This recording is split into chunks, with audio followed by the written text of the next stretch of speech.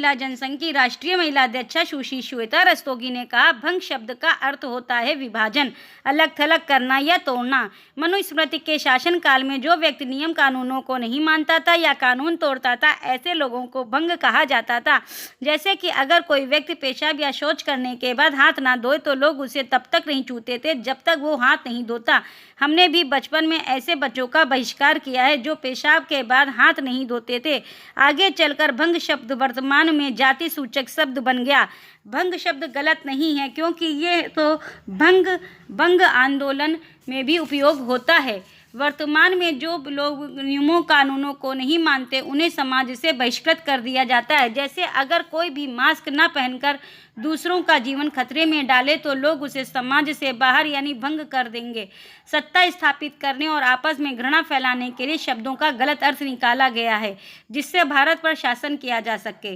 कोई भी व्यक्ति जो नियमों को नहीं मानता वो भंग ही कहलाएगा, और अगर वही व्यक्ति नियमों को मानने लगे तो उसे वापस समाज में स्वीकार कर लिया जाता है। शब्दों में मत उलझिए, आपस में प्रेम करिए। धन्यवाद। बदला नहीं, बदलाव चाहिए। चालक की लापरवाही से हो सकता था बड़ा हादसा। फतेहाबाद रोड पर हारेंट की विद्युत लाइन में फंसा ट्रक में विद्युत केबल फंसने के बाद तेज आवाज के साथ कई विद्युत पोल टूटे। ग्रामीणों में दहशत का माहौल। फतेहाबाद रोड के मियाँपुर गांव का मामला। लखनऊ से ब्यूरो चीफ अजीत प्रताप सिंह की रिपोर्ट। बिजनौर। पहाड़ों पर लगातार हो रही आफत की बारिश व तबाही ने बिजनौर में भी कहर बरपा दिया है। गंगा के बढ़ते जल स्तर से जहां किसानों की फसलें पानी में समा गईं, तो वहीं दर्जनों गांवों का आपस में संपर्क टूट गया। साथ ही लाखों रुपए की लागत से बना अस्थायी पुल का कुछ हिस्सा बह गया है। आजमगढ़ से ब्यूरो चीफ दिनेश सिंह की रिपोर्ट। हरविंदर जी, आप यहाँ खड़े हैं, कहाँ जा रहे थे आप? अपनी खेती पे पार, गंगा पार खेती है आपकी। हाँ जी। ये पुल कैसे टूट गया? पुल पानी है। अच्छा, पानी टूट गया। हाँ जी। अब आप लोग जो आप गन्ना खड़ा है, जो आप कैसे आना जाना करोगे उधर से? कैसे अपनी फसल नाव लाओगे? से नाव से रिस्क नहीं है? हाँ। रिस्क नहीं है? रिस्क तो है ही है। अब जब है ही है उधर सब बाहर जाना खेती उधर तो करना तो पड़ेगा ही। अच्छा, ऐसा वहाँ से लाते हुए नाव डूब जाती होंगी, लोगों की जान भी चली जाती होंगी? वो तो जाती हैं जी। आगे 25-26 आदमी मरे थे अभी। हाँ, अभी नहीं हो गए, 2-3 साल हो गए। अच्छा, हाँ। तो अब क्या उम्मीद है कि पुल बन जाएगा जल्दी है? अभी कोई उम्मीद नहीं है अभी।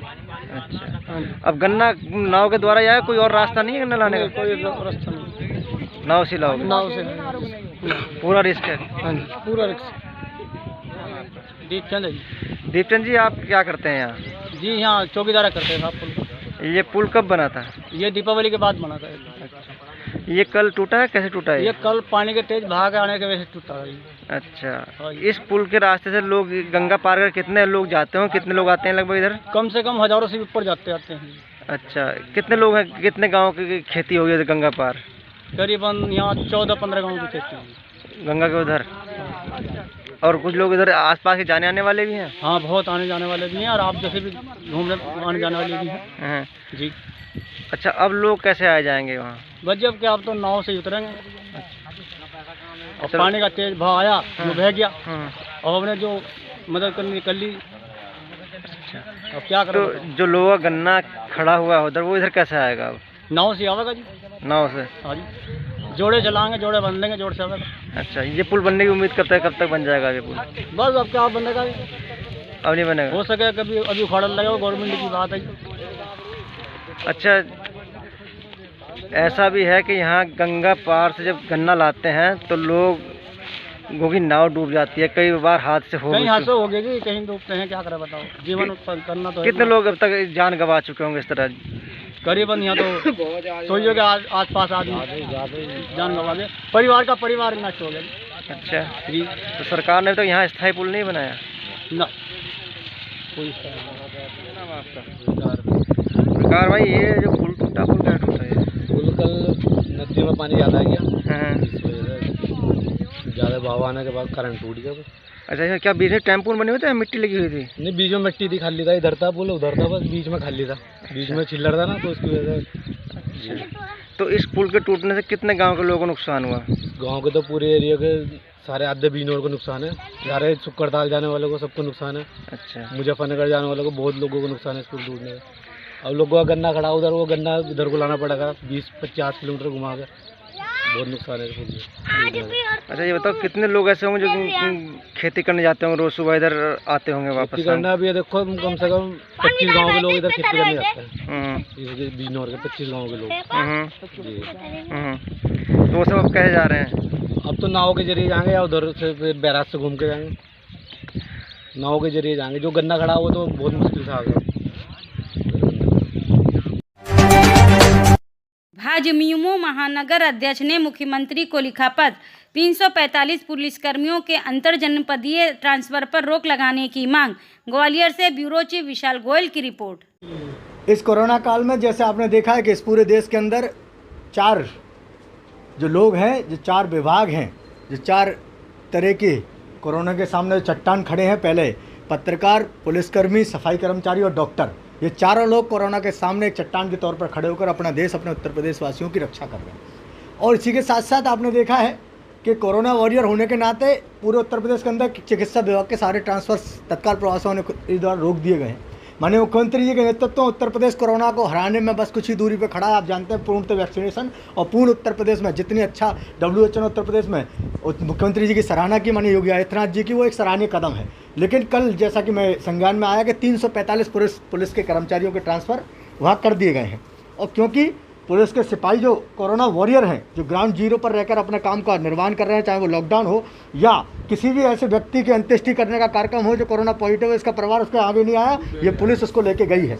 ऐसे पुलिस कर्मचारी जिनके 345 का अंतर जनपदीय ट्रांसफ़र कर दिया गया है और जनपद के बाहर इन लोगों को किया गया। कहीं ना कहीं इनके परिवार में भी दिक्कतें हुई हैं इस कोरोना में। किसी के पिता कोरोना पॉजिटिव है तो किसी की माताजी, तो किसी की धर्मपत्नी, उनके बच्चों को भी आज इस कोरोना काल की भी, इस वैश्विक महामारी की प्रताड़ना झेलनी पड़ रही है। इसी के लिए मैं निवेदन कर रहा हूँ, माननीय मुख्यमंत्री जी को मैंने पत्र के माध्यम से अवगत कराया है कि जो आगरा के जोन में ट्रांसफ़र हुए 345 पुलिसकर्मियों के, वो अंतर जनपद में जाकर अपनी व्यवस्था कैसे करेंगे? उनको कोई रहने के लिए किराए पर मकान नहीं देगा, उनका परिवार यहाँ से आकर डिस्टर्ब होगा। क्योंकि ये भारत की जनता की पार्टी है, मैं भारतीय जनता युवा मोर्चा अध्यक्ष होने के नाते, क्योंकि हम लोग वासुदेव कुटुंबकम की भावना पर राजनीति और राष्ट्रीय नीति करते हैं, तो पुलिस भी हमारा एक अंग है। 345 जो अंतर जनपद से लोग आगरा में आएंगे, उनकी व्यवस्था होने में भी कष्टदायी होगी इस टाइम। तो इसीलिए मैं संबंधित सारे वरिष्ठ अधिकारियों से जो आग्रह कर रहा हूँ, आपके माध्यम से निवेदन कर रहा हूँ कि ये पुलिस का अंग है।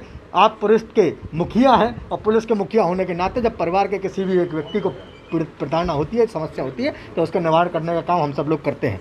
और इसी के तहत 345 पुलिसकर्मियों का ट्रांसफ़र मैं निवेदन आग्रह कर रहा हूं आगरा के वरिष्ठ पुलिस के अधिकारियों से कि तत्काल प्रभाव से निरस्त किया जाए। और आने वाले समय में जब देश कोरोना को हरा देगा, उत्तर प्रदेश जीत जाएगा, हम सब लोग खुशियाँ मना के अपने पुनः उसी दैनिक जीवन यापन पर आएंगे, तब इस ट्रांसफ़र को स्वतः ही आपकी भूमिका में किया जाए। क्योंकि हम लोग पुलिस की कार्यप्रणाली दखलंदाजी नहीं कर सकते, उनका स्वतः ही स्वतंत्र विभाग है। लेकिन मैं आग्रह और निवेदन पुलिस के अधिकारी से कर रहा हूं, क्योंकि ऐसे पुलिस के सिपाही जिन्होंने कोरोना का हराने के लिए अपनी जान की बाजी लगा दी है, उनका ध्यान रखते हुए इन 345 पुलिसकर्मियों का स्थानांतरण तत्काल रूप से निरस्त होना चाहिए। इसके लिए माननीय मुख्यमंत्री जी को मैं पत्र के माध्यम से भी अवगत करा रहा हूँ। और मुझे पूर्णतः विश्वास है, क्योंकि मुख्यमंत्री जी पुलिस को अपना परिवार मानते हैं। आने पिछले समय में आपने देखा होगा कि जहाँ प्रशांत यादव की घटना हुई या कोई भी घटना को लेकर मुख्यमंत्री ने तत्काल प्रभाव से एक्शन लिया और उन जैसे अपराधियों को जमींदोज कर ऊपर भगवान के पास बोलने का काम किया है। और उनके लिए तुरंत धनराशि का प्रबंध और उनके परिवार की पूर्ण चिंता माननीय मुख्यमंत्री योगी आदित्यनाथ और भारतीय जनता पार्टी की सरकार ने की है। इसलिए मैं पूर्ण रूप से आपसे विश्वास के माध्यम आपके माध्यम से विश्वास से कह रहा हूँ